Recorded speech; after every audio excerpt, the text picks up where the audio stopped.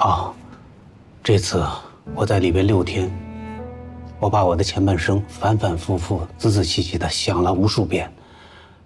我突然发现，我的身体、心理都发生了巨大的变化。这6天就像一条天堑，把我的过去和今后分成2个不同的我。我已经不是6天前的成功了，真的。所以，心路，你能不能慎重的考虑考虑？咱们别离婚了，好吗？你后悔答应跟我离婚了？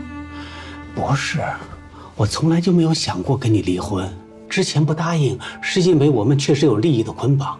现在我不愿意离婚，是因为这6天让我意识到，我差点毁掉我这辈子永远无法复制的美好。我的事业，我的家庭，我的婚姻。这也是人设重建的需要吧？毕竟比起夫妻反目、婚姻分崩离析，回头是岸更加符合公众的期待，也对你更加有利呀。我不否认有利益的层面，但更多的是我内心的渴望。真的。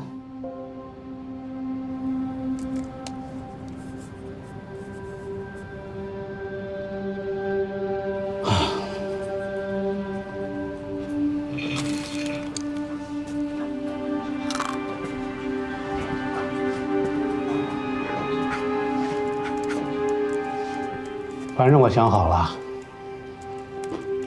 如果你要坚持离婚的话，我就让我的律师利用离婚难的障碍，拖着你，拖个1年，甚至2年，到时候看你离得成离不成。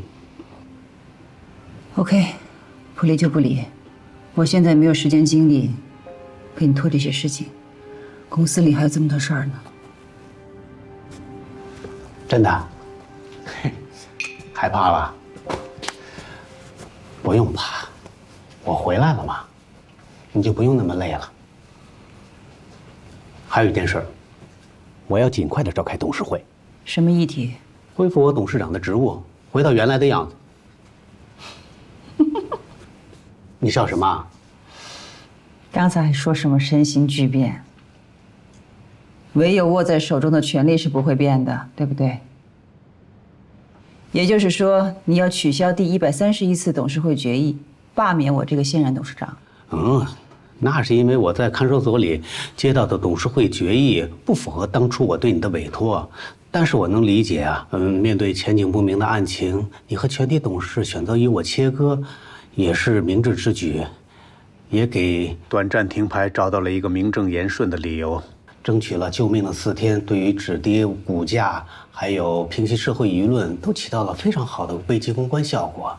所以呢，在看守所的后3天，我努力地说服自己理解接受131号董事会的决议。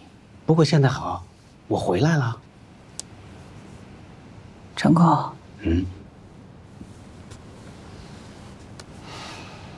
你回来了。但你的犯罪嫌疑并没有解除。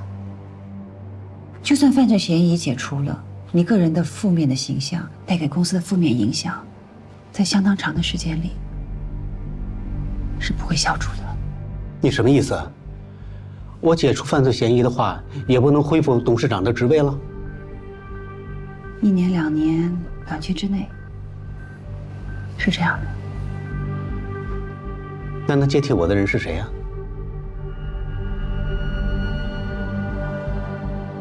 是你啊！想听我给你一个意见吗？你讲。暂时隐退，离开公众视线，用时间消除公众记忆。这段时间，你带着轩轩回英国陪他，正好也消除你们俩之间的一些矛盾。你的意思是我们俩调个个啊？我回家，你出山？我认为这对你、对我、对轩轩、对公司都好。我明白了，那天晚上你回来的路上就已经谋划好了。你解除一致行动人要挟我离婚，分我1半的股权，就是为了抢我董事长的位置，布局谋偏。我突然被刑拘，你连到手的制衡权都用不上了，直接煽动全体董事直接罢免我。你知道我最在意这个，你偏偏跟我抢。我没有跟你抢，我找回来的只是丢失了10年的自己。对不起，你要是不放弃董事长的位置的话，我就会在公司董事会跟你开战。成功，你能不能不要再折腾自己的荷尔蒙了？你看，你把身边所有的人，把他们的人生、事业和生活搞得一片危机。现在危机还没有过去，你还想折腾集团管理层？谁折腾了？我被人陷害，法律迟早会证明我是清白的。我才是形象、名誉、地位的受害者。